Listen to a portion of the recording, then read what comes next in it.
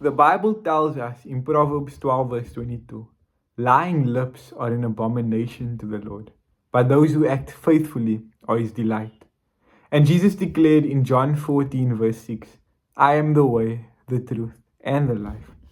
Truth isn't just something God values, it's who Christ is. To walk in truth is to walk in him. Look at Jesus. 1 Peter 2 verse 22 says, He committed no sin, neither was deceit found in his mouth. He never bent the truth to gain approval.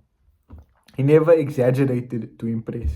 He never hid behind reputation, even when it cost him everything. We know misunderstanding, rejection, suffering, and ultimately the humiliating death of the cross. He remained true to the Father. That's the life that we're called into. Most dishonesty doesn't come from big dramatic lies. It comes from living before people instead of living before God. We lie to be accepted. We hide to be respected. We exaggerate to be seen. We twist the truth to protect ourselves. But the gospel frees us. Galatians 1 verse 10 says, If I was still trying to please man, I would not be a servant of Christ. In Christ you already have approval. In him you already have identity. 1 John 3 verse 1 says, See what kind of love the Father has given us, that we should be called children of God. And so we are. When you walk with Christ, everything changes. You begin to live as if God is present, because he is. Hebrews 4 verse 13 reminds us that no creature is hidden from his sight, but all are naked and exposed to the eyes of him to whom we must give account.